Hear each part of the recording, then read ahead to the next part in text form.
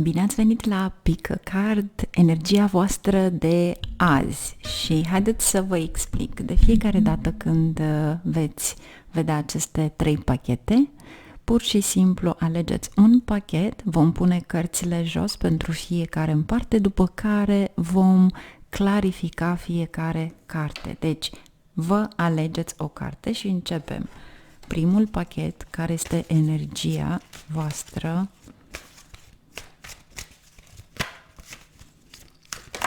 putere, lumea. A picat lumea, o voi așeza așa cum a fost, posibil să fie o clarificare. Deci, voi așeza cartea voastră cu fața în jos. Și acest lucru poate fi folosit ca o clarificare.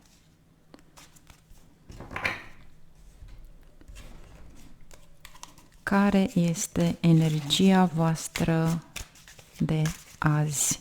Cei care ați ales acest pachet,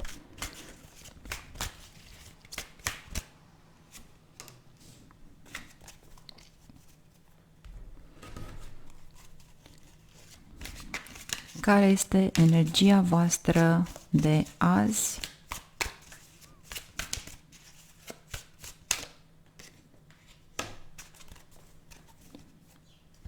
Și acum începem.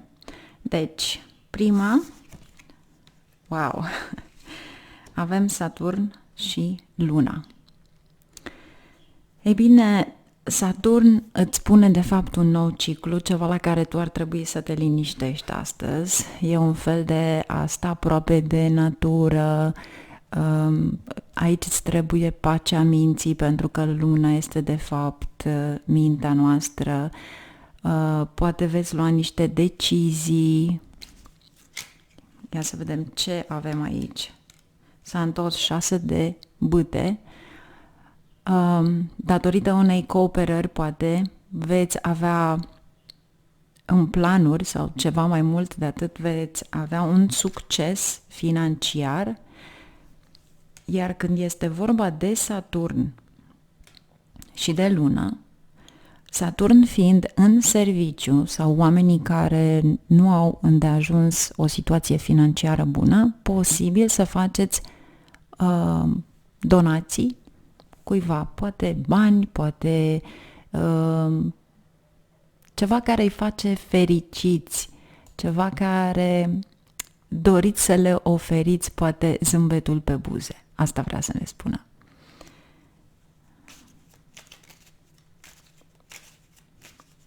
Ce trebuie să știm? Carul și 10 de monede. Am senzația cu Luna că voi astăzi veți rezolva niște probleme ascunse. De ce ascunse? Pentru că avem Luna, care țin de niște completări aduse în fața unor taxe sau ceva ce ține de guvern. De ce? Pentru că avem carul și avem și carul este iarăși semnul lunii, dar aici avem Saturn și avem și 6 de bâte, care este semnul leului, deci guvernul. Avem ceva care trebuie să completăm astăzi pentru acest 10 de monede.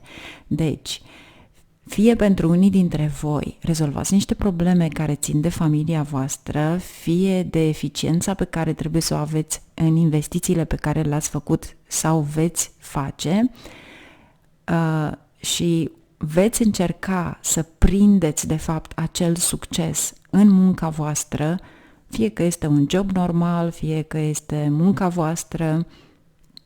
E posibil să aveți ceva care să vă adverse, cum îi zicem, cinciul ăsta de bâte, dar veți face față dacă aveți răbdare și vă impuneți. Pentru că, vedeți, voi semnul leului este în continuu aici. Trebuie să luptați pentru așa ceva. Deci nu lăsați. E un fel de a nu lăsa garda jos pentru a se împlini ceea ce voi doriți și doriți să ajungeți. Cu alte cuvinte, va trebui să vă puneți atenția în asta, iar aici aveți Marea Preoteasă. Lăsați intuiția să vă vorbească și aici este extraordinar de frumos pentru că aveți și regele acesta de bâte care vă spune să fiți foarte activi și e posibil ca cineva să vă ajute. Dar nu lăsați pe seama altcuiva, ci trebuie ca voi să le rezolvați, pentru că va trebui să ajungeți la acest scop de 10 de monede. Și am senzația încă o dată că este ceva guvernamental, ceva care trebuia să așteptați, trebuia să fie acolo pentru voi sau acum este momentul oportun să mergeți. Poate aveți nevoie de niște hârtii de administrative, ceva de genul acesta, dar cu siguranță vă va ajuta. Aș traduce-o ca o donație care o faceți pe seama unor oameni bătrâni neajutorați, vine de fapt binecuvântarea acelor oameni să vă ajute într-o situație în care voi doriți să reușiți. Deci, o zi frumoasă. Și mergem la cea de-a doua carte, care este de fapt și întoarsă leul. O putere. Deci aici îți spune din start să nu te apuci să faci nimic nou. Și întotdeauna va trebui să fii foarte atent la respectul de sine. Haideți să vedem ce vrea să ne spună.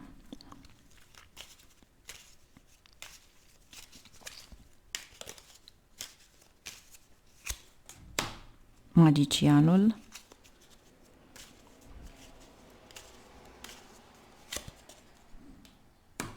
Trei de cupe.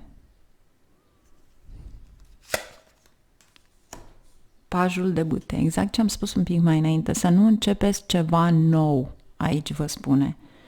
Să nu faceți ceva care va fi de fapt dificil pentru voi. Iar treiul acesta de cupe, magicianul. Magicianul poate avea de-a face cu medicamentele, poate avea, știu eu, o situație în care aveți nevoie de ceva care, un supliment, să zicem, pentru sănătatea voastră sau poate vă faceți mari griji datorită sănătății. Dacă nu este vorba despre voi, pajul acesta poate fi un copil.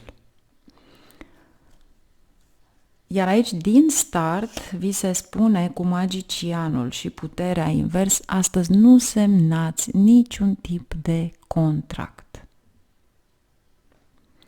Și nu vă pierdeți timpul cu ceva care nu se merită, pentru că e valoros timpul. Ce vrea să-mi spună cu 7 ăsta de monede? Ei bine, unii dintre voi posibil să aveți niște dispute. De ce? Pentru că aveți puterea pe invers. Puterea este semnul zodiacal al leului, este guvernat de soare. Soarele respectiv este administrație, guvern, ceva care ține de legalitate. Deci, dacă vreți să vedeți într-adevăr rezultatele care vă satisfac pentru munca voastră, pentru voi 7 acesta de monede nu este ceea ce ați așteptat. Adică nu vă așteptați la niște câștiguri care vin așa deodată, pentru că veți fi dezamăgiți. Și treiul ăsta de cupe poate fi abundența, dar poate fi în același timp și o cheltuială pe care o faci, care de fapt nu este pe o activitate care îți aduce venituri.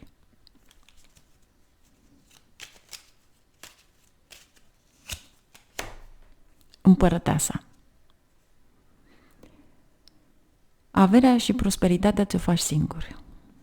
Iar ceea ce vrea să-mi spună și cu magicianul și soarele pe care îl aveți aici și regele de monede, întotdeauna trebuie să fiți într-o relație foarte strânsă cu cei din jurul vostru, dacă aveți un partener, pentru că prosperitatea va veni de acolo de unde o faceți cu multă lumină și atenția voastră este pe ceea ce voi doriți cu adevărat să o faceți și nu pentru alții.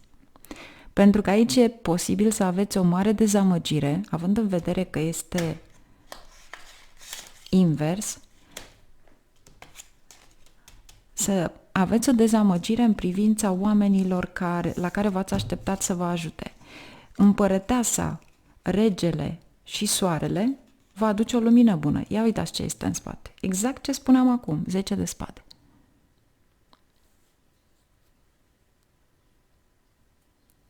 Oamenii care sunt invidioși, egoiști, este ceva real în această lume să nu aibă o relație bună cu voi și să facă în așa fel încât prin invidie să-și arate că nu doresc să facă afaceri cu voi sau genul acesta de energie. Deci, este bine să păstrați o distanță, să vă vedeți de ale voastre, să nu aveți impresia că veți câștiga deodată bani astăzi și să încercați să vă puneți toată atenția numai pentru voi. Nu este ceva egoist. Iar cei care aveți de-a face cu chimie, alchimie, cercetări, studenții, trebuie să puneți un pic mai mult de muncă aici, pentru că vă spune că dacă voi credeți că într-adevăr veți trece peste acel examen sau peste ceva care aveți senzația că este ușor, ei bine, aici vă spune să nu aveți o mare surpriză, să fiți dezamăgiți.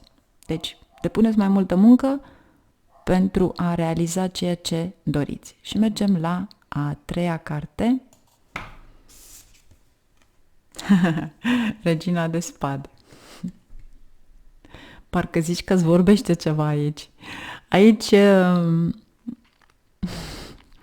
cine este asociat cu politica, cu avocatura, ar fi bine să curățați ceva în mintea voastră, adică gândurile voastre sau ceea ce doriți cu adevărat să spuneți, pentru că aici va fi un pic mai multă muncă și ar trebui să dați la o parte tot stresul. Pentru că în momentul în care mergeți să faceți o muncă caritabilă, să zicem, pentru niște organizații sociale sau media sau vrei într-adevăr să faci ceva, să sabia cu asta are de-a face, noutățile, atunci ar trebui într-adevăr să-ți dai seama că de fapt acel 90% care tu trebuie să-l dai în afară nu este tocmai ceea ce vrei tu ca să spui. Și cel mai bine este să lași stresul la o parte, să nu te mai gândești la absolut nimic, pentru că viața noastră nu este chiar pusă pe un pedestral aici pe care să-l simți. Și va trebui să te gândești că ai foarte mult de lucru și că orice vei dori să faci ține iarăși de tine. Haideți să vedem aici ce avem clarificare. Dar de obicei, atunci când avem de-a face cu săbii, ține de o energie a politicii, guvern, și pentru unii dintre voi poate chiar aveți probleme cu colegii de la servici. Haideți să vedem ce avem. Este pe invers, da, cineva care vrea să te sape, cu alte cuvinte. Și pentru a încerca să realizați tot ceea ce doriți, va trebui să tăiați în stânga și în dreapta, pentru că cineva vrea să te defăimeze, să zicem, sau este pur și simplu un conflict între colegi. Și aici îți spune că din start tu trebuie să fii foarte atent la toate detaliile respective, pentru că o greșeală cât de mică va cauza o problemă extrem de mare. Ce trebuie să știi? Regele de cupe. Cineva care poartă două fețe. te vei echilibra, vei trece peste asta. Este o dilemă mentală. Dacă vrei într-adevăr să ai succes, înseamnă că tu trebuie să te pui pe poziție și să încerci să implementezi planul tău cu succes și să lași pe ceilalți să se certe, cu alte cuvinte. 3-ul ăsta de spade vine atunci când ți-ai pierdut speranța și ai impresia că nu vei avea niciun răspuns. 8-ul de bâte va veni imediat. Poate fi o veste extraordinar de bună, poate fi un nou loc de muncă, poate fi ceva la care tu te-ai gândit pentru planul respectiv și iată succesul tău. 4 de bâte. Deci cu siguranță va fi. Pentru unii dintre voi poate fi chiar o călătorie în exterior sau planul respectiv să aibă de-a face ceva cu multinațional. Deci veți implementa acel lucru, iar cei care aveți probleme cu colegii sau doriți, faceți remediile pe care vi le dau pe Astrovedic. Mergeți să vedeți videoclipurile pentru New Job sau să ai jobul. Nu contează de fapt dacă tu ai un serviciu bun și dorești o situație mai bună sau dorești financiar, dorești să te ridici în ierarhie. Activați cu animalul constelației din casa voastră a 10-a carierei. Deci mergeți să căutați pe Astrovedic, sunt o multitudine de videoclipuri, am să încerc să-l pun aici în comentariu, puteți să activați orice, faceți acest lucru pentru că voi, chiar dacă aveți un serviciu stabil, este bine să activați aceste lucruri. Numai bine, o zi frumoasă!